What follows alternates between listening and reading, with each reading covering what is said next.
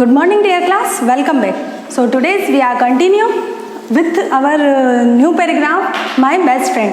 तो 2 पैराग्राफ्स हमने फेस्टिवल वाले सीख लिए हैं, प्रैक्टिस कर लिए हैं. उससे पहले 2 पैराग्राफ्स हमने पिकनिक वाला और इस तरह से हमने 4 पैराग्राफ्स कंप्लीट कर लिए हैं. तो आज हम हमारा न्यू पैराग्राफ स्टार्ट करते हैं ना. तो जो पहले वाले हमने फर्स्ट 2 लिखे थे, जू वाला और पिकनिक वाला, तो वो पास्ट इंसिडेंट से रिलेटेड थे. उसके बाद 2 हमने जो लिखे वो प्रेजेंट वाले थे, जो हमने होली पर और दिवाली पर लिखे थे. ठीक है. तो अब जो हमारा आज हम लिखने जा रहे हैं वो हमारा बेस्ट फ्रेंड पे. तो अगर माई बेस्ट फ्रेंड वाला थोड़ा सा कुछ सेंटेंसेस चेंज करेंगे और उसमें से लगभग 80% जो हम लिखेंगे उनमें से जो लाइन्स होगी वो आप माई बेस्ट फ्रेंड वाले इस पैराग्राफ से आप माई बेस्ट टीचर वाला भी लिख सकते हैं और आप माई फादर वाला भी लिख सकते हैं. ठीक है. तो इससे रिलेटेड ये दोनों चीज़ें हैं.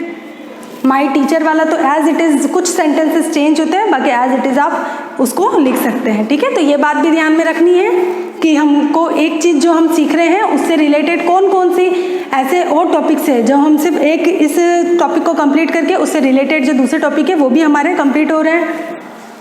ठीक है. तो स्टार्ट करते हैं. सबसे पहले नेम मेंशन करेंगे. कुछ भी लिख सकते हैं आप. Mohan is my best friend. ठीक है. आप अपनी गर्ल है तो अपनी फ्रेंड का नेम लिख सकते हैं. बॉय है तो अपने किसी फ्रेंड का नेम लिख सकते हो. पर ये ध्यान में रखें कि गर्ल और बॉय अगर चेंज करते हो तो हर सेंटेंस में ही, शी, ये सब भी आपको चेंज करना पड़ेगा. तो सेम ऐसा का ऐसा लिख लें तो मच बेटर है, जब तक आपको सही से डिफरेंस पता नहीं चल जाए. क्योंकि अगर आपने रॉन्ग वर्ड यूज़ किया तो आपको पैराग्राफ रॉन्ग हो जाएगा. अगर ही की जगह शी की जगह ही, या फिर कहीं पे प्रोनाउन आ रहे हैं, है ना, सब्जेक्ट ऑब्जेक्ट में ही का हिम, शी का हर, इस तरह से अगर आपको कहीं लिखना होगा और आपने मिस्टेक कर दी तो आपकी पूरी लाइन रॉन्ग हो जाएगी. इसलिए अगर आपको कॉन्फिडेंट नहीं है आप कि आप सही से चेंज नहीं कर पाएंगे तो एज इट इज़ जो मैं लिख रही हूँ आप उसी को फॉलो करें. He reads in my class.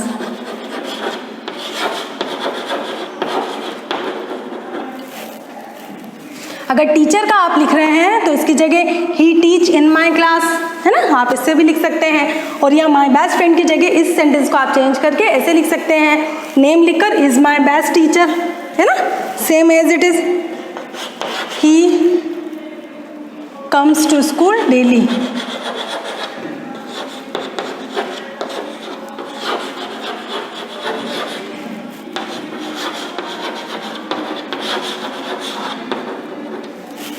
अब नेक्स्ट जो हमारी लाइन है,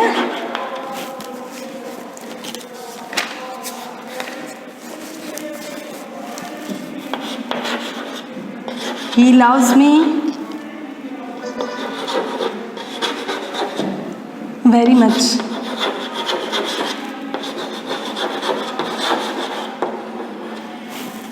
उसके बाद नंबर 5 वाली जो लाइन है वो हम लिख सकते हैं He helps me and other students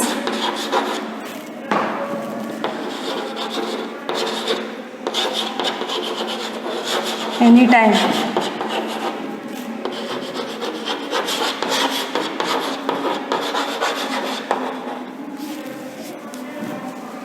फिर नंबर 6 वाला जो सेंटेंस हम लिखेंगे वो है He works hard and get first position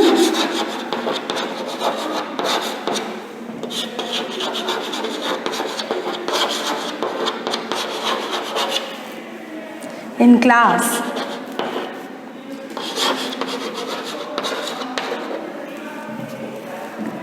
उसके बाद 7 नंबर का जो आपका सेंटेंस है वो है He respects the teachers.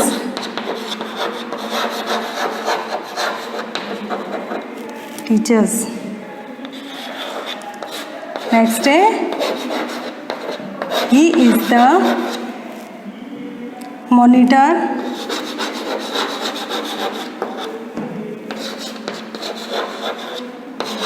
Of the class.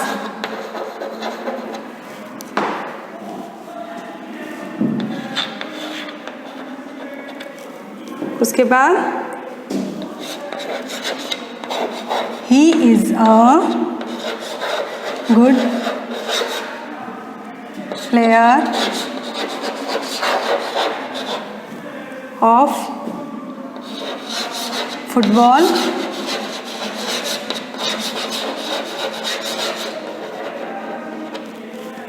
उसके बाद हम ऊपर कंटिन्यू करते हैं, आपको दिखाई नहीं देगा।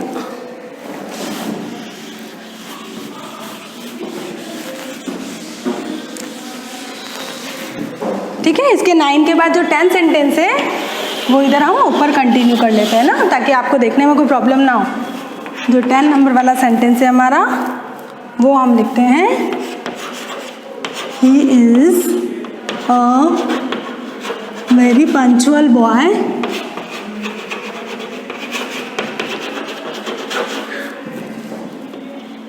आई am very happy with him.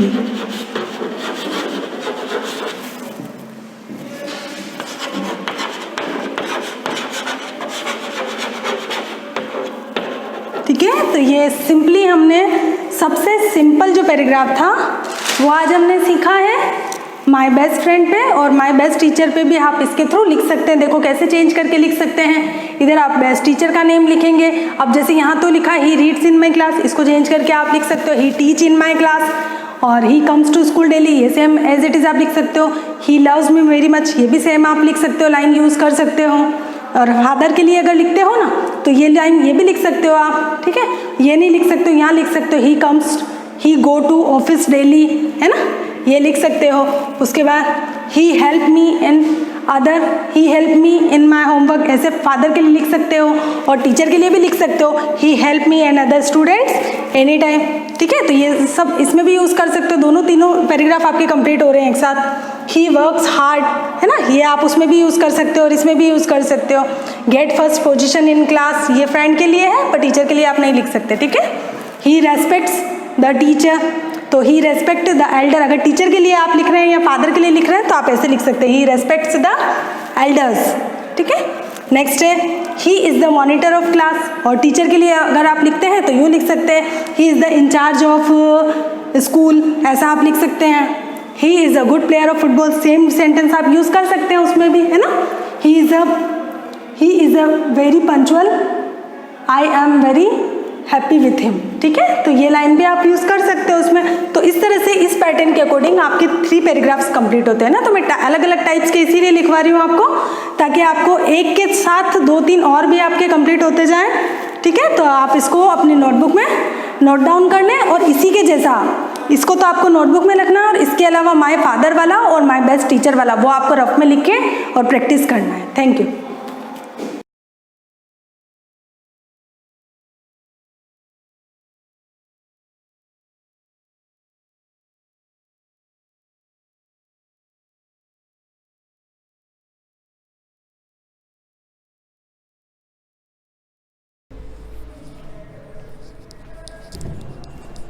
Hello student, good morning, welcome in class. Last video में मैंने आपको एडिशन ऑफ इंटीजर पढ़ाया था कि मतलब मीन्स ये कि 2 इंटीजर को किस टाइप से एडिशन करते हैं, और मैंने आपको 1 बाय 1 एग्जांपल के थ्रू बताया था कि, और मैंने आपको एक स्पेशल 4 टाइप के आपको साइन यूज़ करके बताया था कि किस टाइप से ये मतलब माइनस माइनस प्लस होके माइनस माइनस अगर दे रखे हो दोनों इंटीजर तो प्लस हो जाएंगे। अगर अपोजिट साइन हो, अगर एक नेगेटिव का हो और एक पॉजिटिव का हो तो उसमें क्या होगा। तो इस टाइप से मैंने आपको एग्जाम्पल के थ्रू बताए थे। आज हम 4.3 स्टार्ट करते हैं जिसमें एडिशन दे रखी है। तो एक बार फिर से हम 4.3 देख लेते हैं कि इसमें एडिशन किस टाइप से करना है, क्योंकि वो तो मैंने एग्जाम्पल के थ्रू बताया था कि साइन किस टाइप से यूज़ करने। तो लेट्स स्टार्ट नाउ।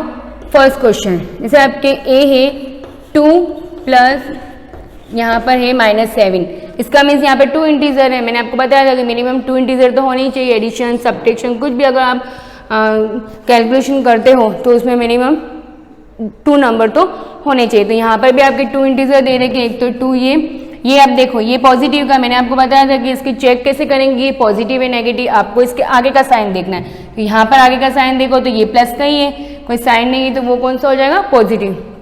और यहाँ पर देखोगे तो ये कौन सा है, ये तो प्लस, मतलब इन दोनों को सम करना है, ठीक है, इसलिए ये प्लस का साइन ऐड है। और यहाँ पर ये -7, मतलब ये इसका पर्टिकुलर साइन है तो ये -7 है, इसका मीन ये नेगेटिव हो गया।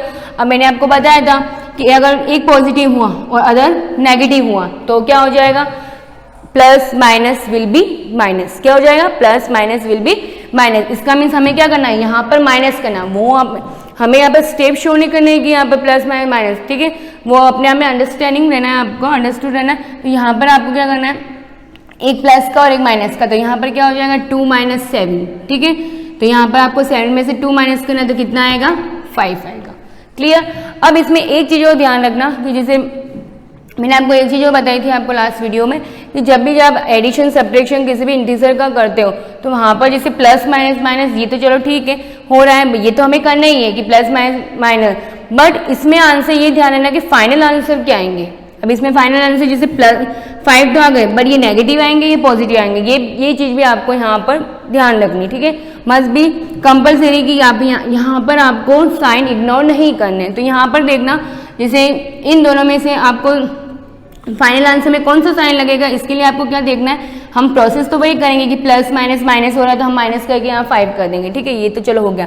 अब यहाँ पर साइन देखो कि जो डिजिट ग्रेटर है उसके आगे जो साइन होगा वो क्या हो जाएगा, फाइनल आंसर में आ जाएगा। अब यहाँ पर देखो 2 या 7 कौन ग्रेटर है, यहाँ पर सिर्फ आपको डिजिट देखनी है। यहाँ पर मैं ये नहीं देख रही हूँ कि यहाँ साइन, वैसे तो ये स्मॉलर है इससे, वैसे ये क्या स्मॉलर है इससे, -7 तो नेगेटिव स्मॉलर ही हुआ, बट हमें ये देखना है सिर्फ आंसर के लिए, हमें ये देखना है कि कौन सा यहाँ पर डिजिट ग्रेटर है। यहाँ पर अभी कोई नेगेटिव की बात नहीं हो रही है, कौन सी डिजिट ग्रेटर है, 7।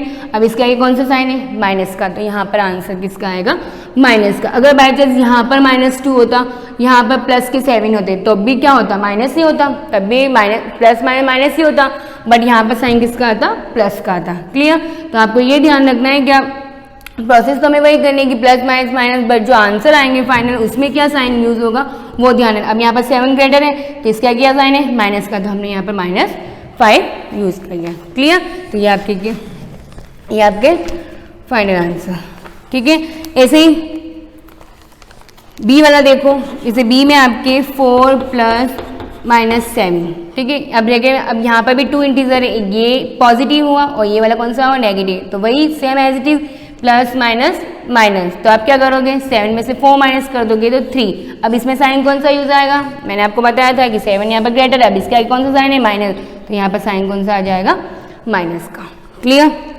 और देखो सी वाला देखो सेम एज इट इज है, तो ये आपको ट्राई करना है। क्लियर। अब डी वाला देखना, डी है आपके -2 प्लस ब्रैकेट में है -4, इसमें भी यही है, जैसे ये -2 का है, ये भी नेगेटिव इंटीजर और ये भी नेगेटिव। मैंने आपको बताया था कि नेगेटिव विल भी, मतलब दोनों अगर इंटीजर नेगेटिव है, दोनों सेम साइन के हुए तो वहाँ पर क्या हो जाएगा, प्लस हो जाएगा, वहाँ पर क्या हो जाएगा, दोनों डिजिट क्या हो जाएगी, दोनों इंटीजर क्या हो जाएंगे, प्लस हो जाएंगे। तो माइनस क्या हो जाता है, प्लस हो जाता है। तो 2 और 4 कितना हो गया, 6 हो गया।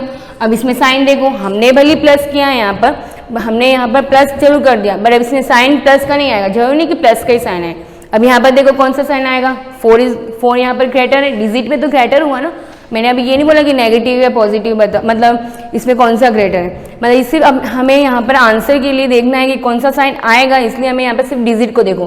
तो यहाँ पर डिजिट कौन सी है, 4 और 2 में 4 ग्रेटर है, और 4 के आगे कौन सा साइन है, यहाँ पर अभी माइनस का, तो आंसर किसके आगे, माइनस। हमने क्या किया, माइनस प्लस हो गया 6, और यहाँ पर साइन कौन सा आ जाएगा, माइनस का। क्लियर। अब नेक्स्ट देखो, ऐसे ही आपके ई वाला सेम एज इट इज आप करना, ठीक है। और एफ में भी सेम यही है, जैसे एफ वाला क्वेश्चन देखो -7 प्लस -4, तो ये भी यही है, माइनस क्या हो जाएगा, प्लस हो जाएगा। तो 7 और 4 कितना होता है, 11, और साइन कौन सा आ जाएगा, अब इसमें देखो 7 ग्रेटर है, इसके आगे कौन सा साइन है, माइनस का, तो साइन कौन सा आ जाएगा, माइनस का, ठीक है। तो -11। अब सेकंड क्वेश्चन देखो एडिशन। अब ये तो हमारे हॉरिजॉन्टल मेथड में था, मतलब डायरेक्ट करना था।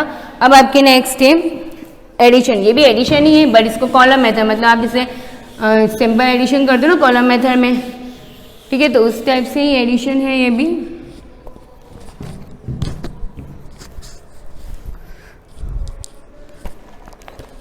जैसे क्वेश्चन नंबर आपके सेकंड का ए ही देख लो, ठीक है, यहाँ पर दे रखा है -268 और -92।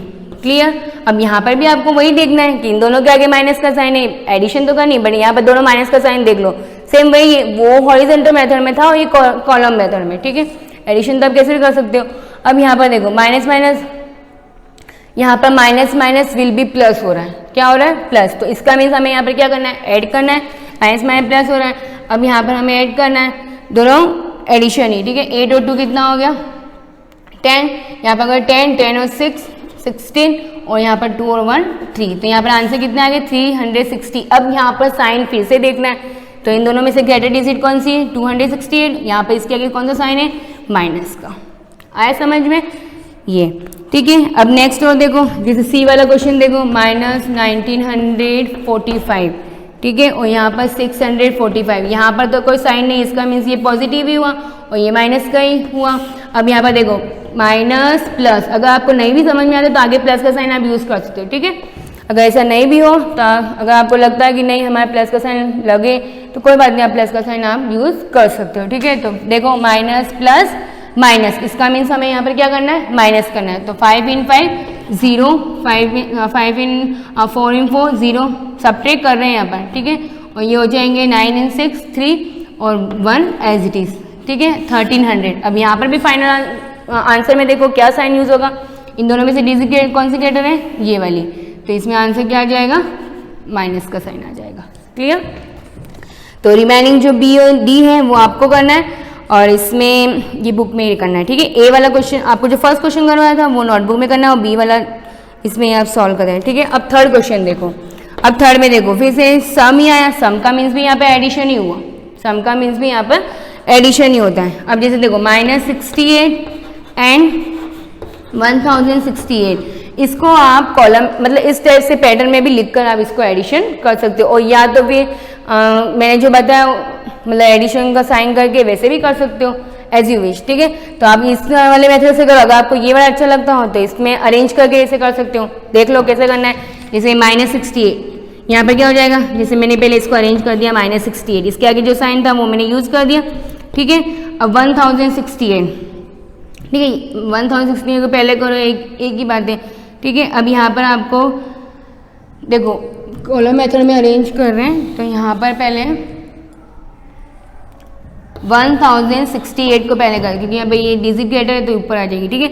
और -68 ये, ठीक है, ये -68 है, ये माइनस का साइन है यहाँ और ये प्लस का ही साइन है, आप लगा दो भले, इसके आगे प्लस का ही साइन है ना यहाँ पर, ठीक है। अगर इसके आगे माइनस साइन होता तो यहाँ पर दे रखा होता, ठीक है। अब इसको सॉल्व करो, प्लस माइनस माइनस, तो इसका मीन्स हमें माइनस करना है, तो माइनस कर दो। 8 इन 8 0, 6 इन 6, 6 में से 6 गया तो क्या हो गया 0, ठीक है। यहाँ पर भी 0 और ये आ गया 1, 1000। अब साइन कौन सा आएगा, देखो कौन सी डिजिट ग्रेटर है ये वाली, तो इसका मीन्स प्लस का ही आने वाला, और प्लस का आपको रिप्रेजेंट करना ही नहीं, तो आंसर कितने आ गए 1000, ठीक है। ऐसे क्वेश्चन आप देखो डी वाला,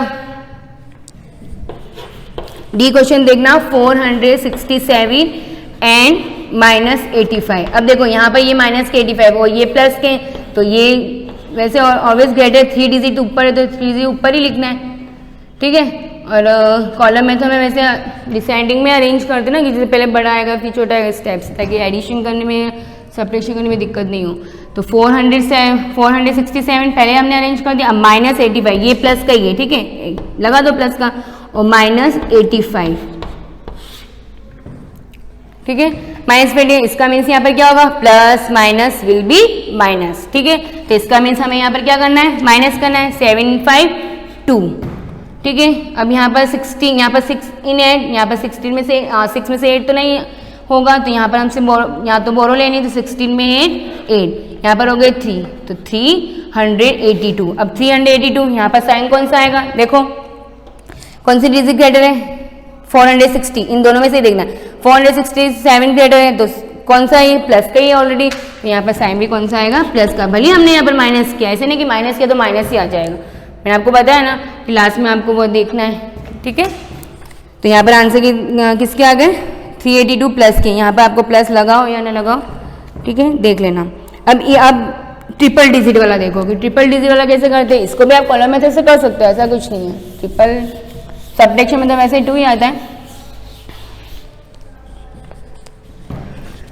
जैसे ई वाला देखना, -350, 50 एंड 450, इसका मीन्स क्या हो रहा है कि ये प्लस का है, ये भी प्लस का है और ये माइनस का है, ठीक है। पहले हम इन दोनों को ऐड कर देते हैं या फिर इन तीनों को भी साथ में भी कर सकते हो। कैसे, देखो इन तीनों को साथ में कर देते हैं, सबसे बेटर, ठीक है।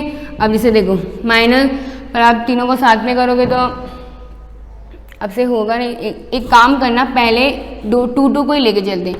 पहले आप एक काम करो, इन दोनों को प्लस कर दो, सबसे प्लस वाले सबसे बेस्ट, ठीक है। तो पहले हम क्या करेंगे, 450 को अरेंज करेंगे, फिर 50 को अरेंज करेंगे। दोनों प्लस के ही दिख रहे हैं, ठीक है, दोनों प्लस के हैं, तो इन दोनों को प्लस ही करना है आपको, ठीक है। तो ये हो जाएंगे आपके 500, ठीक है।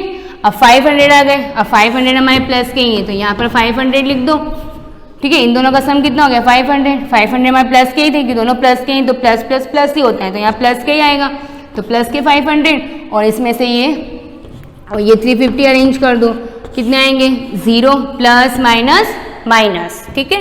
तो माइनस करना है, अब 10 इन 5 और यहाँ हो जाएंगे 1, तो आंसर किसके आ गए, 150। अब 150 किसके आएंगे, देखो क्या ग्रेटर है, 500 ग्रेटर है, 350, 500 ग्रेटर है, तो ये प्लस का ही है, तो ऑलरेडी प्लस में ही आएगा, तो ये इसके फाइनल आंसर। इसको हॉरिजॉन्टल मेथड से भी कर सकते हैं, पहले इन दोनों को ऐड करो फिर उसको कर देना, ठीक है। तो अगर ये वाला मेथड यूज़ करो तो ये और बेटर, ठीक है। तो इस टाइप से आपको इसको सॉल्यूशन करना है, ठीक है। ये तो आपके हो गया कि इंटीजर को एडिशन कैसे करना है। अब आपको मैं नेक्स्ट क्लास में आपको मैं सब्ट्रैक्शन ऑफ इंटीजर, मतलब इंटीजर का सब्ट्रैक्शन भी होता है, वैसे मल्टीप्लिकेशन भी होता है, डिवाइड भी होता है, ठीक है। तो आपके अभी सिलेबस में सब्ट्रैक्शन और एडिशन ही है, ठीक है। तो हम नेक्स्ट वीडियो में सब्ट्रैक्शन ऑफ इंटीजर पढ़ेंगे, ठीक है। तो आज ये जितना भी एडिशन का करवाया, ये जो भी होमवर्क दिया ये कर लेना आप। रिमेनिंग क्वेश्चंस आपको होमवर्क में करने और सिस्टमेटिक और भी एग्जाम्पल लेके आप इसमें सॉल्व कर सकते हो, ठीक है। Thank you.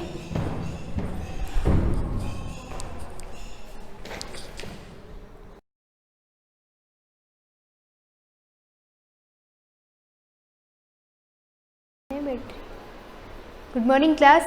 Living organism and their surrounding का पार्ट 7 पढ़ेंगे। पार्ट 6 में मैंने आपको प्रीवियस पार्ट में पढ़ाया था हैबिटेट, कंपोनेंट्स और हैबिटेट देख रहे थे, यानी किसी लिविंग ऑर्गेनिज्म का जो लिविंग प्लेस होता है वो उसका हैबिटेट कहलाता है। हैबिटेट कहलाने के बाद हैबिटेट कौन कौन से कंपोनेंट से मिलकर बना होता है ये पढ़ना भी ज़रूरी है कि जहाँ अगर कोई एनिमल, सपोज आप छोटा ऑर्गेनिज्म ले लो, फिश, टॉर्टोइज, वो पानी में रह रहे, वाटर में रह रहे, तो वाटर उनके लिए क्या हुआ, हैबिटेट हुआ।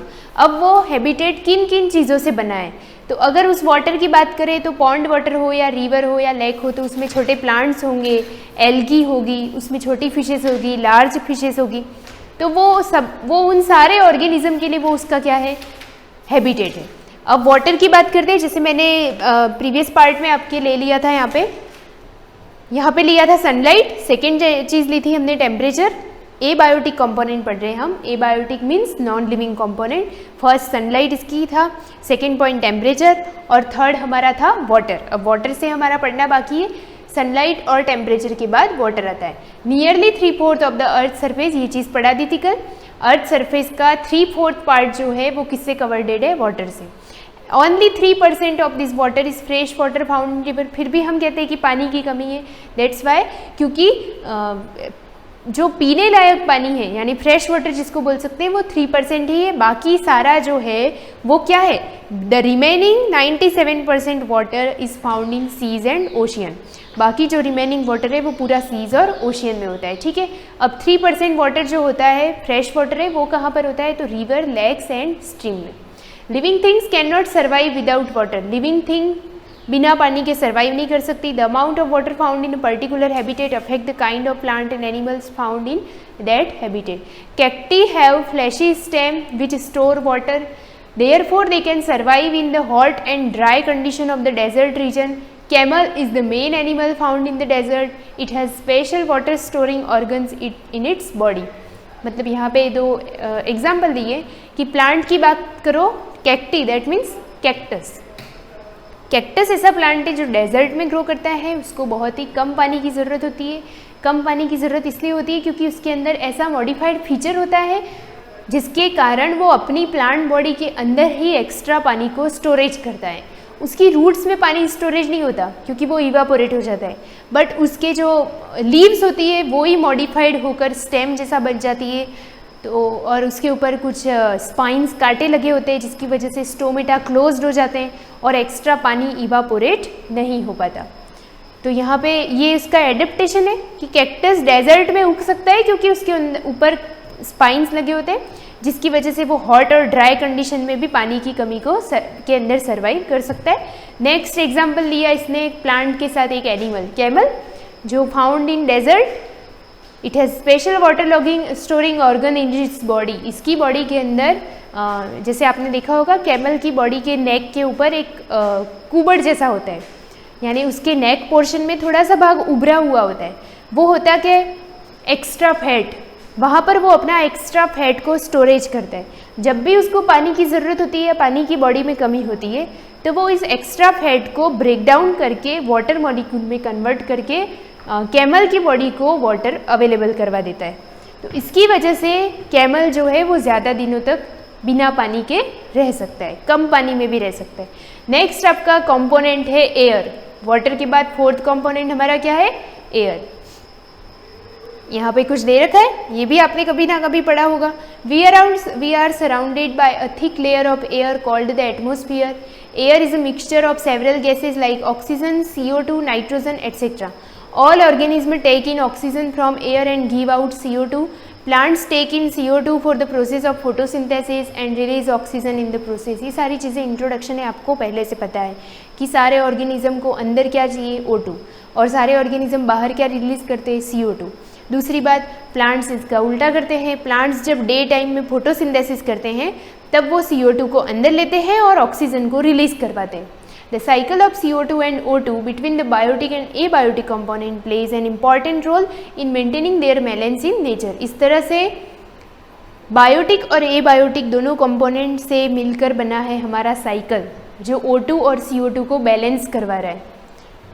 Nowadays the balance of gases in air has been disturbed because of the following reason. हम बोलते हैं कि हमें पता है कि O2 की कमी हो रही है, CO2 लेवल बढ़ रहा है, तो वो बहुत सारे रीज़न है। यहाँ पे कुछ रीजंस कारण दे रखे हैं कि इनकी वजह से हमारी गैसेस का बैलेंस बिगड़ रहा है। फर्स्ट है reduction of forest area. Forest कम हो रहे हैं, आपको पता है डिफॉरेस्टेशन होता है, बार बार वनों की कटाई हो जाती है, पेड़ पौधों को काट दिया जाता है। अगर पेड़ पौधे ही नहीं रहेंगे तो O2 को बनाएगा कौन? O2 मैन्युफैक्चर कहाँ होती है? पेड़ पौधों से होती है, बस एक ही मात्र सोर्स है वो। दूसरा, तो इसको अगर हटा दोगे आप फॉरेस्ट एरिया को तो आपका O2 क्या हो जाएगा? रिड्यूस्ड हो जाएगा। Burning of fuel in automobile. दूसरी बात, जब ऑटोमोबाइल्स में फ्यूल बर्न होता है तो वहाँ से CO2 निकलता है, तो इस तरह से CO2 का लेवल हाई हो जाता है। Production of smoke and harmful gases by different industries. दूसरी बात, बहुत सारी इंडस्ट्रीज, बहुत सारी फैक्ट्रीज बन गई है आजकल। छोटी छोटी सिटीज़ में भी बड़ी बड़ी फैक्ट्रीज हो जाती है, इंडस्ट्रीज बन जाती है, तो उनसे लॉट ऑफ अमाउंट में स्मोक और हार्मफुल गैसेस निकलती है जो हमारे O2, CO2, N2, नाइट्रोजन, इन सारे जो गैसेस का बैलेंस होना चाहिए वो सब क्या हो जाता है? डिस्टर्ब्ड हो जाता है। तो ये रीज़न है। The increasing amount of CO2 in air causes in increase in temperature. जैसे जैसे CO2 का लेवल बढ़ता जाता है तो हमारे जो अर्थ का टेम्परेचर है वो भी बढ़ेगा। CO2 वार्म गैस होती है, इनके टेम्परेचर के बढ़ने को हम क्या बोलते हैं? This phenomenon is known as global warming.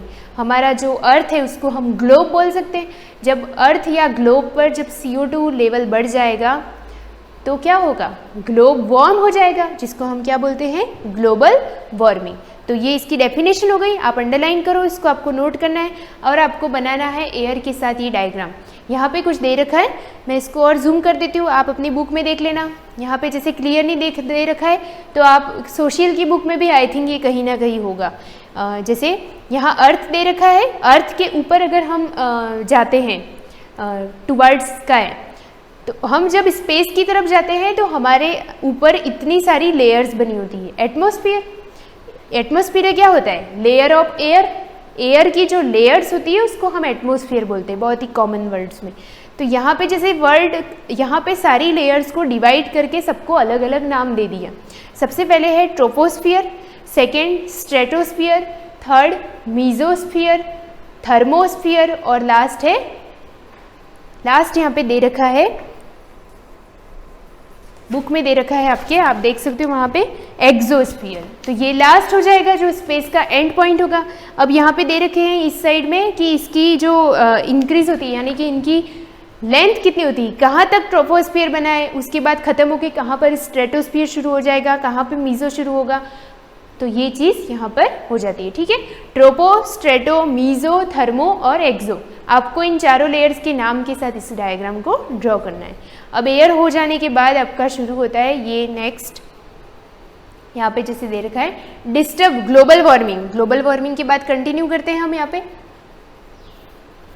Disturb the balance of nature and ultimately has an adverse effect on us. This problem can be dealt with by planting more and more trees. Trees can utilize this additional amount of CO2 for photosynthesis. हम क्या कर सकते हैं इस global warming वाली समस्या से बचने के लिए कि हम बार बार अपने आसपास क्या लगा सकते हैं, प्लांट्स लगा सकते हैं, जिससे वो क्या करेगी, ज़्यादा CO2 को वो यूटिलाइज कर लेगी और बदले में क्या देगी, O2 कौन देगा, plants. Air has some drawbacks too. Air currents were called wind spread harmful germs and bacteria which causes various disease. ये तो आपको पता ही, बहुत सारा सुन रहे हो आजकल। एयर एक ऐसा मीडियम बन गया है जो जो bacterias, virus and other some lot of micro organism को वो क्या करवाता है, ट्रांसफ़र करवाता है। यानी कि एयर एक मीडिया हो सकता है, एक मीडियम बन सकता है जिससे सारे माइक्रो ऑर्गेनिज्म एक जगह से दूसरी जगह चला जाए। क्योंकि वायरस बैक्टीरिया में कोई मूवमेंट नहीं होता, उनके अंदर ना तो पैर होते ना हाथ होते, वो तो एक सिंगल सेल से बने हुए। तो वो जो मूवमेंट करते हैं वो मूवमेंट किसके माध्यम से हो सकता है, एयर से। तो क्योंकि एयर ब्लो करती है, जब एयर ब्लो करती है तो उसको हम बोलते हैं विंड। तो विंड जो होता है हार्मफुल जर्म बैक्टीरिया उसकी वजह से फ्लो होते हैं various disease. Wind also causes dispersal of major pollutant. Smoke produced by one factory is dispersed over a large area by wind.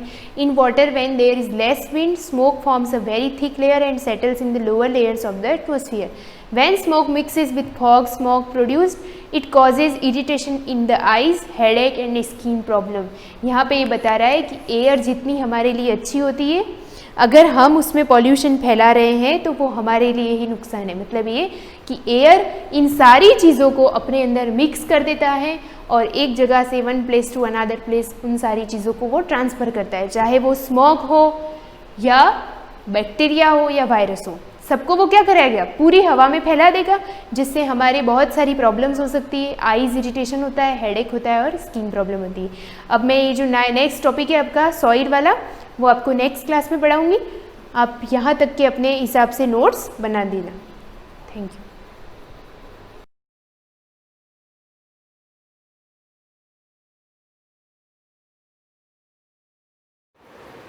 Good morning students. हम लेसन सेकंड पढ़ रहे थे, latitude and longitude.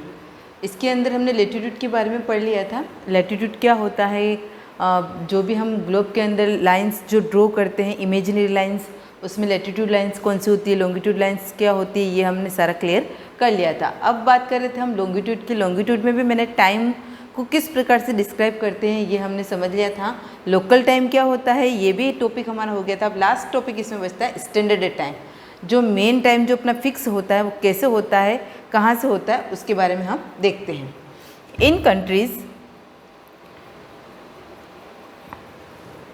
In countries with a large east west extents the variation in local time is very great. अब क्या दे रखा है यहाँ पर, हमने ऊपर लोकल टाइम के बारे में पढ़ा था, तो उसमें क्या दे रखा है, पर्टिकुलर जिस स्थान का जो टाइम होता है उसको लोकल टाइम से हम डिस्क्राइब करते हैं। और सभी जगह जो लोकल टाइम होता है वो क्या होता है, थोड़ा बहुत उसमें डिफरेंस होता है। जैसे हम आप लोग न्यूज़पेपर देखते हो तो उसमें लिखा हुआ आता है कि कहाँ पर सूर्योदय यानी कि सनराइज़ कब होगा, सनसेट कब होगा, ये टाइमिंग लिखा हुआ होता है। तो वो किसके अकॉर्डिंग होता है, लोकल टाइम के अकॉर्डिंग। कुछ एक मिनटों का या कुछ समय का क्या होता है, डिफरेंस उसमें आ जाता है। तो अब यहाँ पर दे रखा है the variation in local time is very great. Variation का मतलब क्या होता है, डिफरेंट होते, अलग अलग प्रकार के होते, ज़्यादा डिफरेंस नहीं होता है। कहीं कहीं कुछ 5 मिनट्स का, 10 मिनट्स का, ऐसे उसमें डिफरेंस होता है। Even in our country the difference in local times of Porbandar कहाँ की जगह ये, गुजरात के अंदर, ठीक है, 69 degree 29 east in the west and Dimapur 93 degree 28 minute. ऊपर जो ये साइन लगा हुआ है आपको, आप जैसे हिंदी में इसको कोमा बोलते हो ना, इसको 28 मिनट के लिए इसको बोला जाता है यहाँ पर।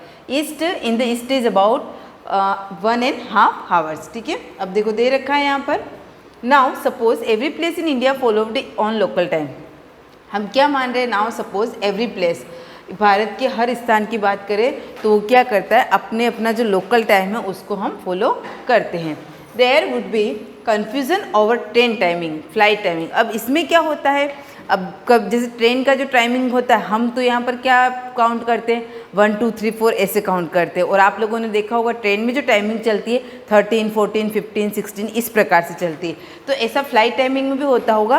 तो ये जो अलग अलग टाइमिंग है उसकी वजह से हमको, कभी हम जब ट्रेन में जा रहे होते हो तो वहाँ पर तो टाइम भी ऐसे लिखा होता है, जैसे आपकी ट्रेन इतनी बजे स्टार्ट होगी तो 14:30 लिख रखा है। अब हमको पता नहीं चलता है कि 14:30 का मीन्स क्या है, 15:30 का मीन्स क्या है। तो ये जो कन्फ्यूज़न होता है वो किसकी वजह से होता है, लोकल टाइम की वजह से होता है। To solve this problem the local time of particular meridian is taken is the standard time for an entire region और कंट्री। अब क्या दे रखा है, इस प्रॉब्लम को सोल्व करने के लिए जो लोकल टाइम है उसको पर्टिकुलर मेरिडियन, यानी कि पर्टिकुलर मेरिडियन का मतलब वही मध्याह्न रेखा या फिर कह सकते हैं longitude, is the standard time for entire region और country in India the local time. उसके लिए क्या कर दिया, एक लोकल टाइम को हम क्या करते हैं, फिक्स कर लेते हैं, मान लेते हैं कि यहाँ से हम ये चीज़ फिक्स करते हैं। जिस दे रखा है इसमें, in India the local time of 82 degree 30 minute east meridian has been adopted as the standard time. अब अपने यहाँ पर क्या मान रखा है, local time of 82 degree 30 degree east meridian has been adopted as is standard time. इस time को हमने क्या मान रखा है, standard time.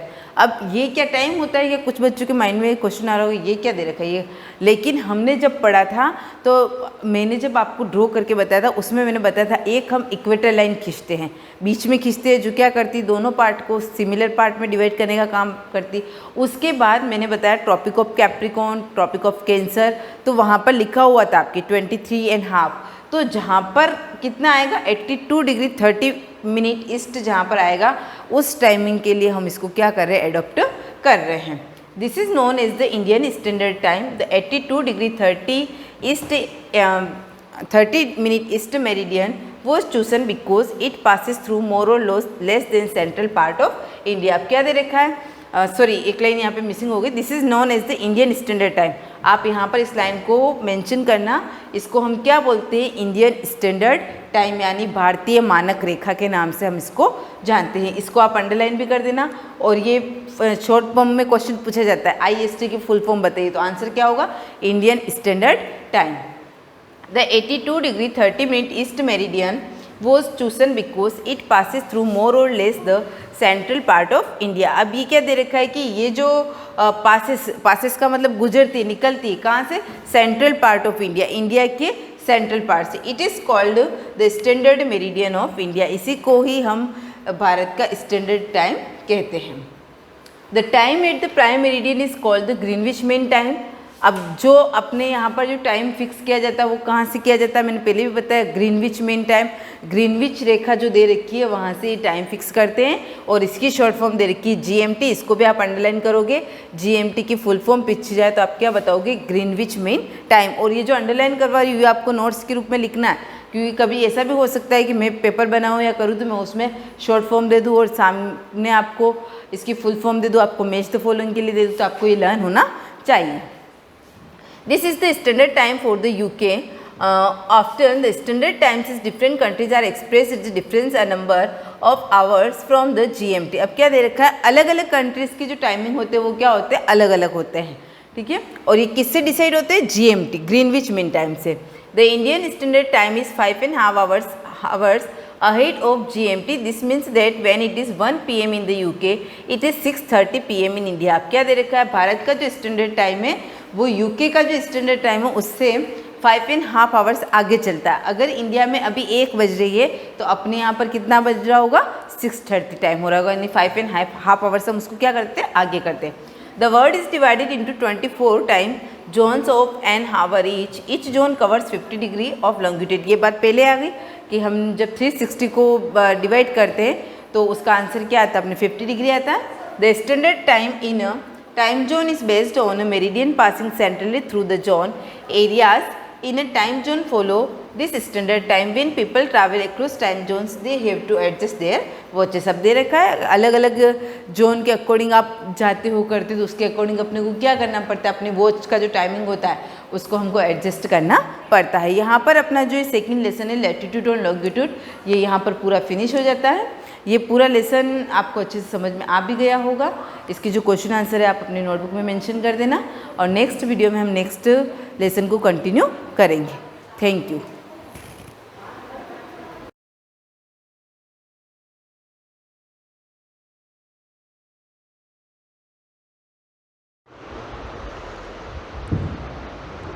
Good morning students. सजीवों के लक्षण के बारे में पढ़ रहे हैं। क्या सभी सजीव उद्दीपन के प्रति अनुक्रिया करते हैं? अनुक्रिया यानी कि आप कभी कभी अचंभित हो जाते हैं, कोई चीज़ अचानक अगर हो जाती है तो जैसे आप नंगे पैर टहल रहे हो और कोई नुकीली चीज़ आपके पैर में चुभ गई, क्या होता है उस समय? आप किस प्रकार की अनुक्रिया करते हैं? जब आपने प्रिय व्यंजन को देखते हैं, यानी कि अपने अच्छा आपने कोई फेवरेट फूड है ना, अथवा उसके विषय में सोचते हैं तो आप क्या अनुभव करते हैं? आप अंधेरे से अचानक तेज़ धूप में, अंधेरा है और अचानक तेज़ वाली धूप में चले जाते हो तो आपकी आंखें स्वतः ही कुछ क्षण के लिए बंद हो जाती है जब तक कि वे तेज प्रकाश की अभ्यस्ता नहीं होती। आपका प्रिय व्यंजन, तेज प्रकाश एवं कांटा उपरोक्त स्थितियों में आपके बाह्य वातावरण में होने वाले परिवर्तन के कुछ उदाहरण हैं। ये जो इस प्रकार के जो उदाहरण हैं आपके बाह्य वातावरण के कुछ उदाहरण हैं। हम इन सभी प्रकार के परिवर्तन के प्रति अनुक्रिया करते हैं, एक क्रियाएं करते हैं, ठीक है ना। वातावरण में होने वाले इन परिवर्तन को उद्दीपन कहते हैं। जैसे कांटा लगा और अचानक हाथ लगे आप क्या करते हो, या गर्म किसी वस्तु से छू लेते हो, एकदम जो क्रियाएं होती है यही क्रियाएं उद्दीपन क्रियाएं होती है। क्या दूसरे जंतु में भी उत्पीड़न के प्रति अनुक्रिया होती है? खाना देते समय जब पशु के व्यवहार को ध्यान से देखिए, आप किसी पशु को खाना देते हो ना, तब उसके व्यवहार को देखो।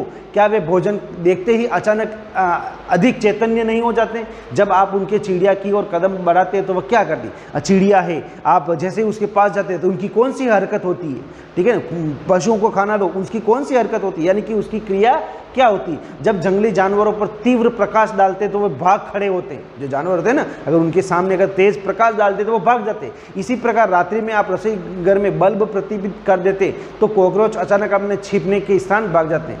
यानी कि आप उजाला करो रात के समय, जो कॉकरोच होंगे क्या होंगे? भागने लगेंगे। तो क्या जंतु में उद्दीपन के प्रति अनुक्रिया के कुछ और उदाहरण हैं?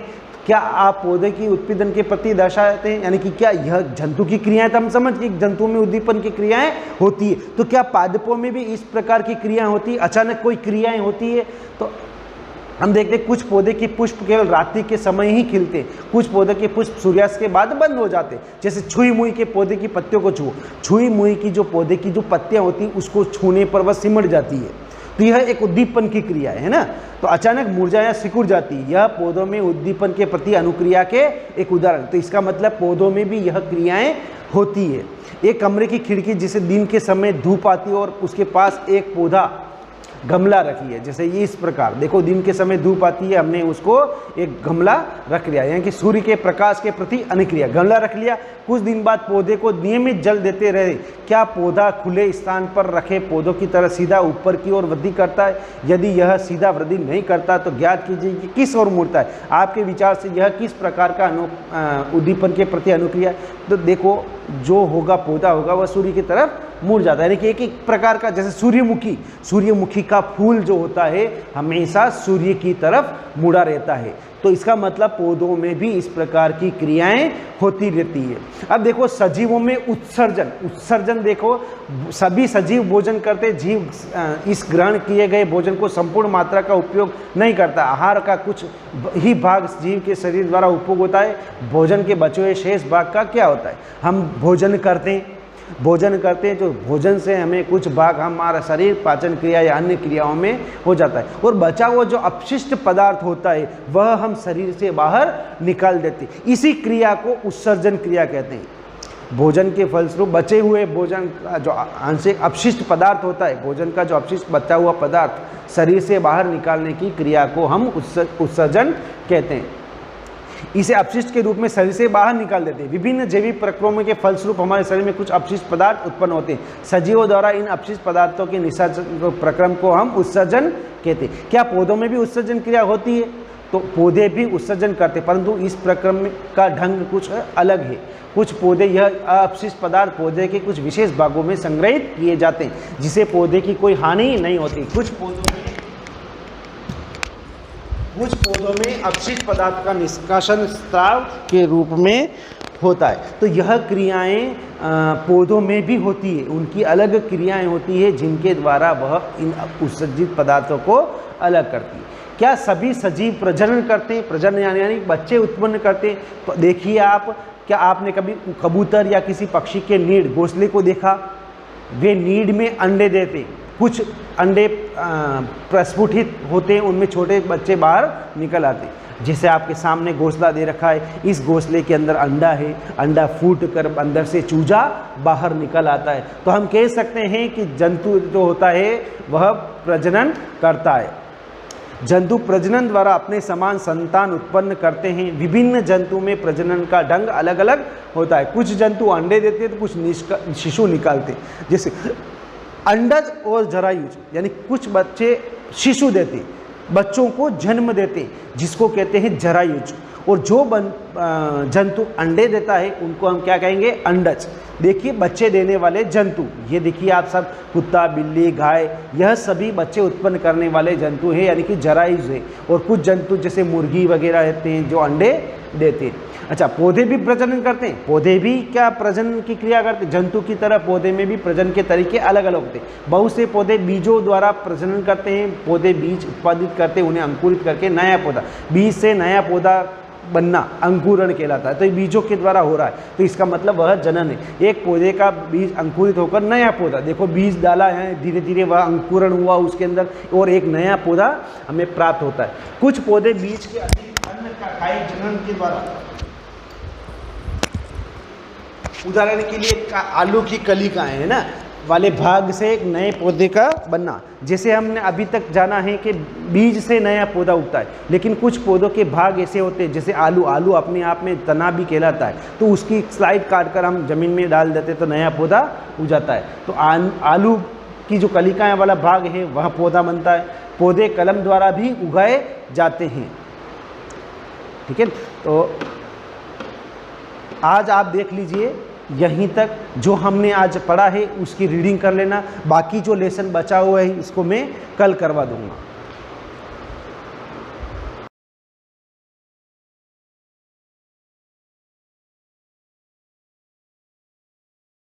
Good morning class. जैसा कि अपन प्रश्नावली पढ़ रहे हैं संख्याओं के साथ खेलना, ठीक है, जिसके अंदर आज अपना लास्ट टॉपिक है और लास्ट प्रश्नावली के अंदर लास्ट दूसरी सवाल बाकी है वो आज खत्म कर देते हैं।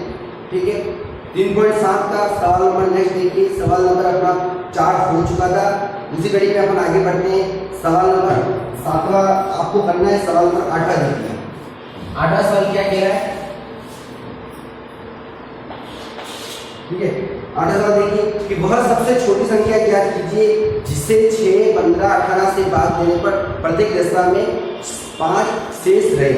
यानी वह सबसे छोटी संख्या ज्ञात करनी है जिसके अंदर आपका 6, 15, 18 का भाग देने पर 5 हमेशा शेष रहे। तो सबसे पहले अपन क्या करेंगे? 6 और 15 का क्या करेंगे? अपन छोटी संख्या निकालेंगे। 6, 15 और 18 का अपन क्या करेंगे? लसाअ निकालेंगे। तो देखो सबसे पहले यहाँ कर रहा हूँ 6, 15, 18 का लसाअ का मतलब है लघुत्तम समाप्त बढ़ता। ठीक है, इसी कंडीशन में अपन आगे बढ़ते हैं। 6, 15 और 18 इसका मैं लसाअ निकाल रहा हूँ। लाइन से लसाअ निकालने का तरीका देखना। सबसे पहले यहाँ 6 यहाँ 15 या 18 इनमें देखना। सबसे पहले छोटी संख्या में 2 का भाग जा रहा नहीं जा रहा। देखो मैं 2 का भाग दे रहा हूँ। 2 का भाग 6 में जाता है 3 बार, 15 में जाता है 15 का 15 और 18 में जाता है कितनी बार? 9 बार। 9 दूनी 18, यानी 2 का भाग 6 में दिया 3 बार, 2 का भाग 18 में दिया 9 बार, 15 में जाएगा 15। अब देखो 3, 15 और 9 इसके अंदर 2 का भाग पूरा नहीं जाएगा। अपन 3 का भाग निकालते हैं। देखो 3 का भाग लगा लो 1 बार, 5 बार और 3 बार।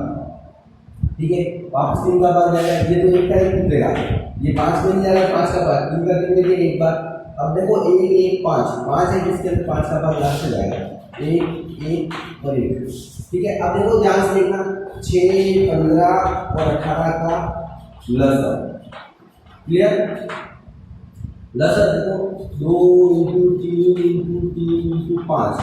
ठीक है, ध्यान से देखना 2 × 3 6 6 से 18 18 बन गया 90। अपने पास 90 प्राप्त होगा। अब 90 के अंदर देखो 6 का भाग पूरा हो जाता है, 15 का भाग भी पूरा हो जाएगा, 15 से 90 18 बन गया, सॉरी 15 से 90 18 बन गया 90। ठीक है, यानी इस 90 के अंदर 6 का भाग हो जाता है, 15 का भाग पूरा हो जाता है, 18 का भाग भी पूरा हो जाता है। तो सवाल क्या कह रहा है कि वह सबसे छोटी संख्या ज्ञात कीजिए जिसके अंदर 6 का 15 और 18 का भाग देने पर 5 शेष बचे। यानी इसके अंदर मैं क्या करूंगा, देखो इधर 90 के अंदर मैं क्या करता हूँ, 90 + 5 कर देता हूँ, क्या हो जाएगा 95। यानी अपने पास वो संख्या क्या है कि 95। अगर मैं 95 में 6 का भाग देता हूँ तो 5 मुझे शेष मिलेंगे आराम से। देखो एक बार 6 3 बचे 35। ठीक है, 5 30 कितने बचे 5 बच गए। ठीक है, क्लियर? इसी प्रकार 95 में देखो 15 का भाग में 15 90 कितने बचे 5। ठीक है, इसी प्रकार 18 का भाग में 18 बन गया 90 5 बचे। यानी अपने पास संख्या कितनी हो गया है 95। ठीक है,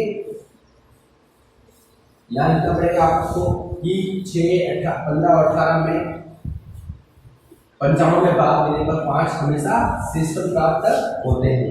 ठीक है, इसी कंडीशन में आगे देखो सवाल नंबर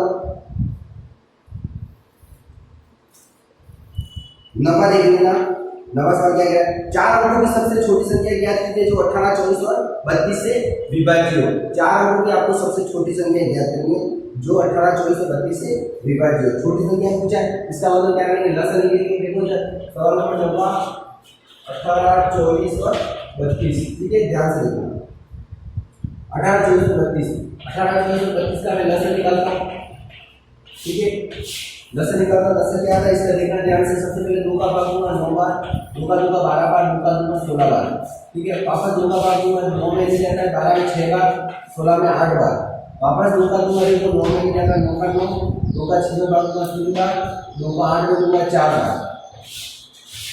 ठीक है, 2 का भाग दूंगा वापस 9 का 9, 3 का 3, अब इसमें दो 4 में 2 बार, फिर 2 का दूंगा 1 बार, 3 का 3 और ये 3 का दूंगा 1 बार, 3 बार 1 बार 1, फिर वापस 3 का दूंगा 1 1 और 1। ठीक है, अब देखो इसका लस क्या है 18 24 और 32 का लस। इसका लस जो आया वो देखो ध्यान से 2 × 2 × 2 × 2 × 2 1 2 3 4 5। ठीक है, 2 3 × 3 गुणा करो 2 × 2 4 4 12, 2 × 2 16, 2 × 2 4 4 2 8 8 2 16 16 बन जा, 2 × 2 4 4 2 8 8 2 16 16 32। ठीक है, यहाँ पे आ गया 32 और 3 9 का बड़ा 9 2 18 इसलिए 9 क्या 27 और 28। ठीक है, क्लियर? 2 2 4 4 2 8 8 2 16 16 32।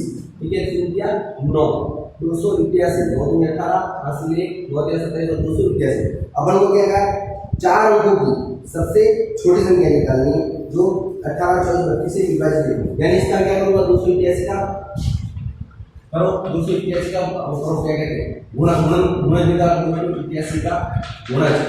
ठीक है, 281 का गुणा क्या हो जाएगा, एक तो हो जाएगा 281। ठीक है, दूसरा क्या हो जाएगा 281 जोड़ो 8 2 16 का 6 इसलिए यानी देखो 4 बार करता हूँ क्या आता है 281 का गुणा। ठीक है, 832 का 2 8 3। ठीक है, 832 और 3 35 हासिल 3 4 2 8 और 3 11 11 से 52 4 बार। चौथी जो अपना गुण में मिलेगा वो 281 का क्या आएगा 1152। तो जो आपका 1152 जो है वो 4 अंकों की सबसे छोटी संख्या है। देखो 1152 4 अंकों की सबसे छोटी संख्या जो इससे 18 24 और 32 से विभाजित है। 18 24 और 32 से विभाज्य है। ठीक है, ये ध्यान रखना। आगे देखते हैं ऑप्शन कंडीशन में 2 सवाल बचे हैं आपने, ठीक है, पूरे कर लेते हैं।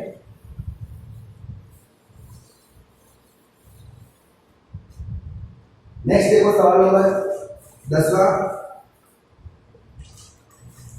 निम्नलिखित संख्याओं का लसर ज्ञात कीजिए और जिनमें एक संख्या सभी 3 का गुणा है, ठीक है। सबसे पहले मैं सभी का क्या करता हूँ, लसर निकालता हूँ। देखो 9 और 4,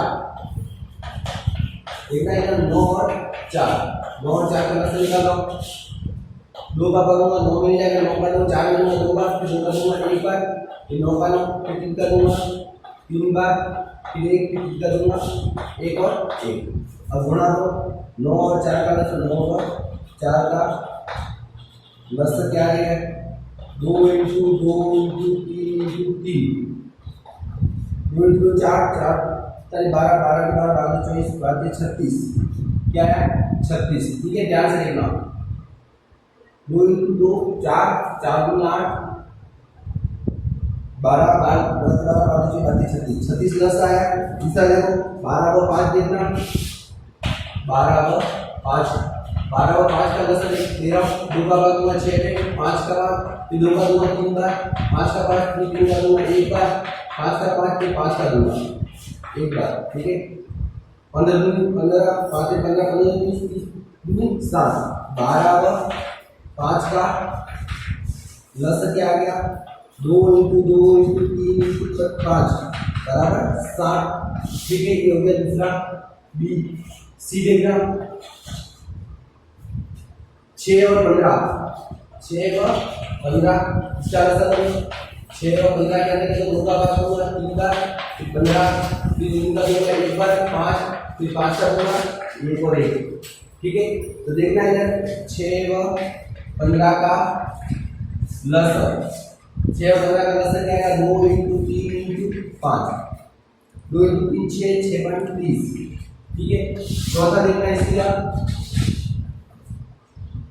15 और 4 देखना इधर, 15 और 4, ठीक है। तो 15 और 4 का लसर देखना, 2 का बाद दूंगा 15 मिल जाएगा, 15 का 15 4 में 2 बार, फिर 2 का बाद दूंगा 15 मिल जाएगा, 15 का 15 2 का 2 में बाद दूंगा 1 बार, फिर 15 में 3 का बाद जाएगा 5 बार, 1 का 1 ही, ठीक है। 5 में 5 का बाद दूंगा 1 बार, ठीक है। तो 15 और 4 का लसर क्या आ गया, 2 × 2 × 3 × 5, ठीक है। 2 × 2 4 4 × 12 और 12 बन गया 7, ठीक है। ये अपन ने लसर निकाल लिया। सवाल क्या कह रहे हैं आप देखो, सवाल क्या कह रहा है, सबसे पहले प्राप्त लसर एक सामान्य गुण का अवलोकन कीजिए। प्राप्त लसर में एक सामान्य गुण क्या नजर आ रहा है, सामान्य गुण आपको यहाँ क्या नजर आ रहा है, देखो अपने जो लसर निकाला है वो प्रत्येक संख्या का क्या गुणनफल है। देखो 9 और 4 का गुणनफल है 36 बराबर है 12 × 60 आ रहा है 15 सॉरी 5 और 5, ठीक है।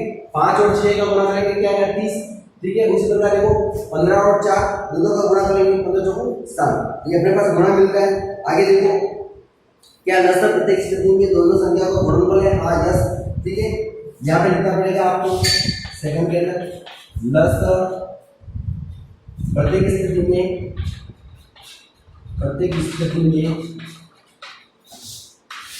पूरा नीचे लिखना पड़ेगा, लसर दोनों संख्याओं का गुणनफल है, ठीक है। और क्या पूछ रहा है, क्या हम यह निष्कर्ष निकाल सकते हैं कि दो संख्याओं का लसर सभी 3 का एक गुणज है बराबर, 2 संख्याओं का लसर 3 का गुणज है बराबर है। 2 संख्याओं का जो लसर निकाला 36 के अंदर 3 का गुणज है, 3 के पढ़े में 36 आता है, 60 भी 3 के पढ़े में आता है, 30 भी 3 के पढ़े में आता है और 60 3 के पढ़े में आता है। तो यहाँ पे लिखेंगे, ध्यान से देखना, यहाँ पे लिखेंगे यह निष्कर्ष निकला कि दोनों संख्याओं का लसर प्रत्येक सदैव 3 का एक गुणज है, ठीक है। दोनों संख्याओं का लसर सदैव 3 का गुणज, ठीक है। इसी प्रकार ये जो लास्ट वाला सवाल है 11वां, इसी टाइप का है, इसमें कुछ नहीं करना है। और ये पूरी प्रश्नावली अपने यहीं पे खत्म होती है, प्रश्नावली 3.7। और इसी प्रकार ये पूरी प्रश्नावली अपने यहीं पे खत्म हुई। जो सवाल बाकी है वो आपको अपने घर पे हल करने हैं, ठीक है, और होमवर्क पूरा करना है। Thank you.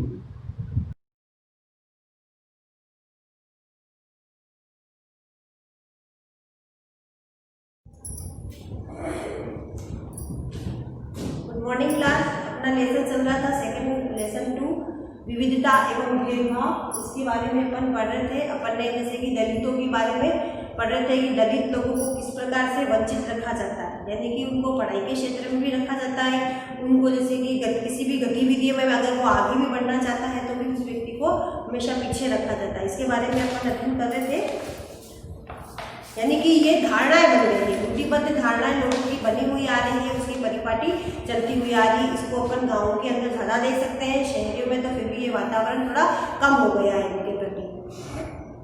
अब देखो अपन को पढ़ना था, जैसे कि अपने भारत के एक महान नेता थे डॉक्टर भीमराव अंबेडकर, इनके बारे में अपने को पढ़ना था। मैंने आपको बोला भी था टीवी के ऊपर एक सीरियल भी आता है भीमराव अंबेडकर के बारे में।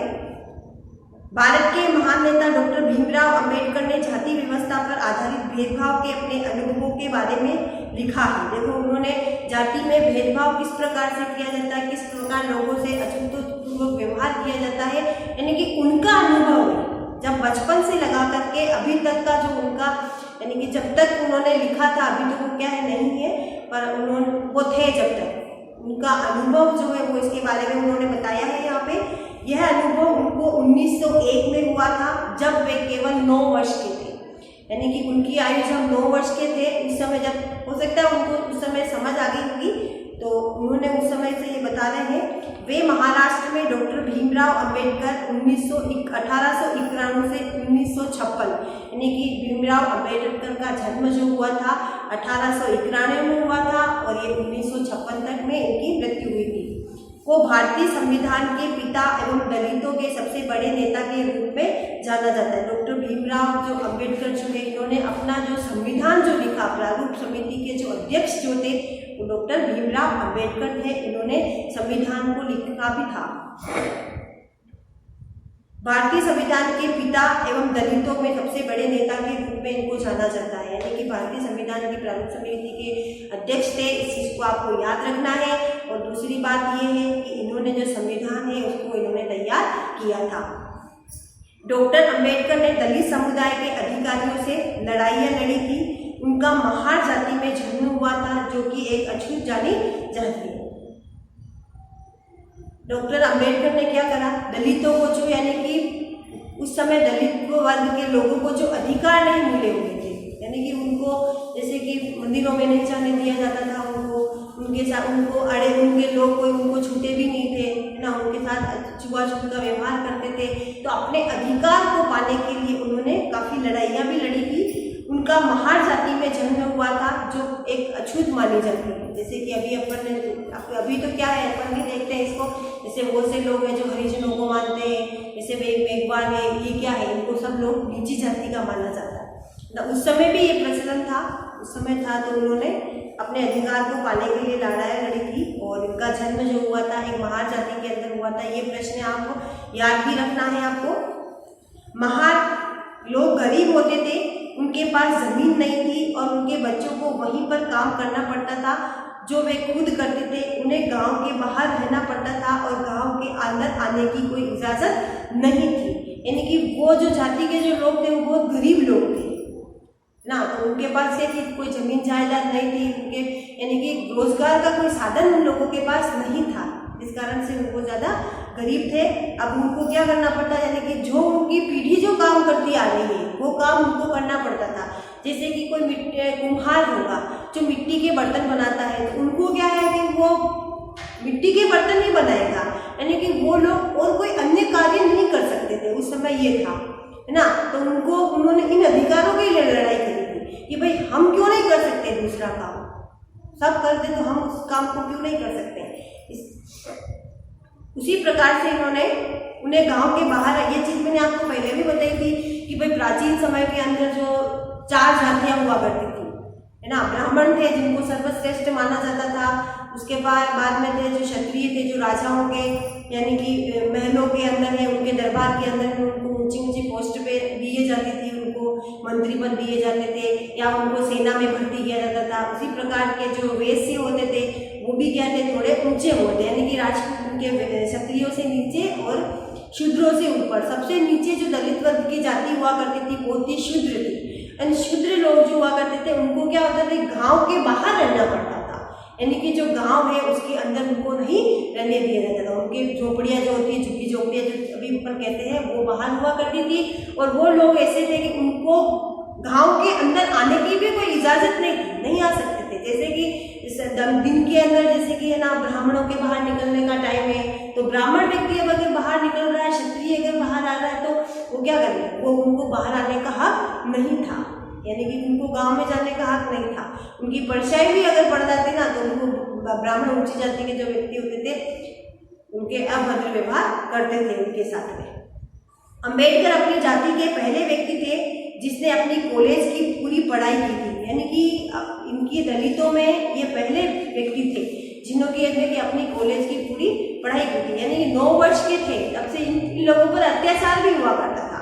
जैसे अभी मैंने बताया ना, ब्राह्मण निकलते थे और ये अगर चले जाते तो इनको मारा पीटा भी जाता था उस समय, और इनको जो बिल्कुल घटिया काम जो होता था वो इनको दिया जाता था, जैसे कि साफ सफाई का ही या और कोई ऐसा नीचा काम होता था वो इनको दिया जाता था।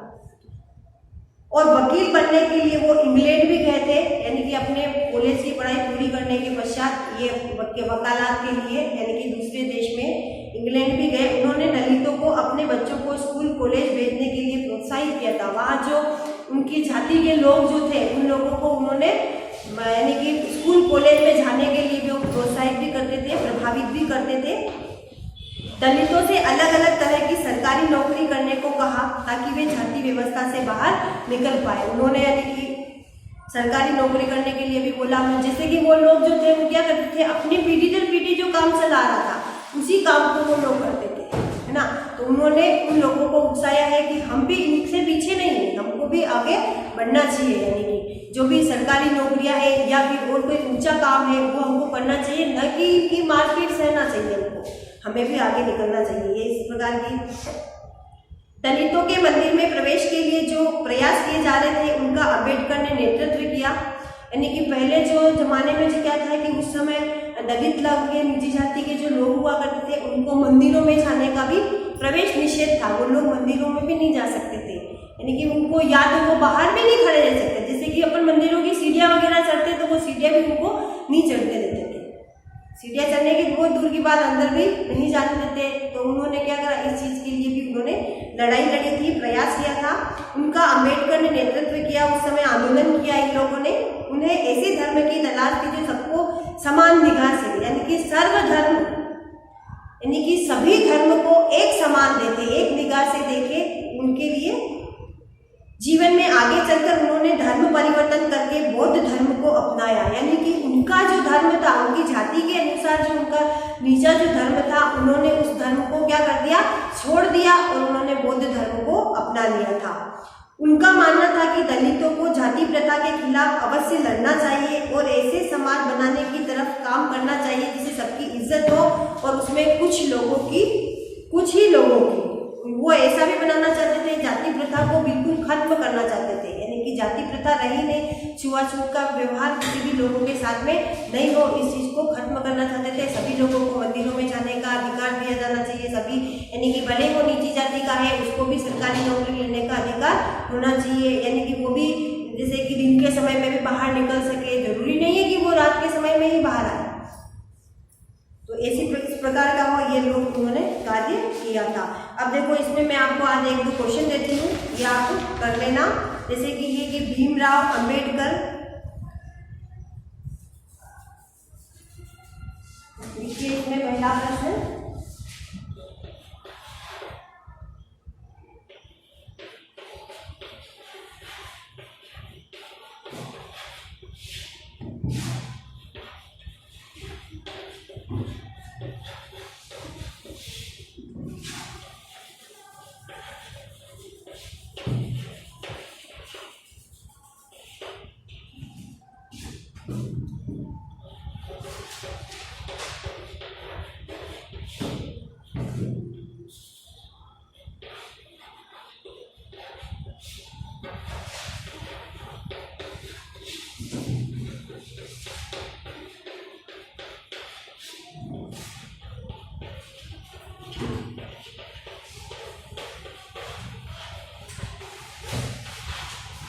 भीमराव अम्बेडकर कौन थे और उन्होंने लोगों को किस प्रकार से प्रोत्साहित किया था। दूसरा क्वेश्चन लिखिए, इसके अंदर नहीं है किताब के अंदर, ठीक है। संविधान प्रारूप समिति के अध्यक्ष कौन थे, ये चीज भी आपको लिखनी है।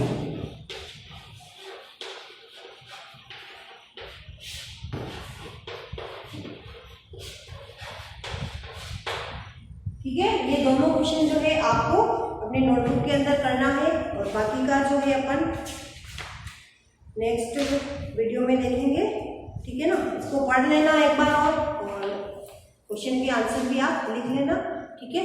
Thank you.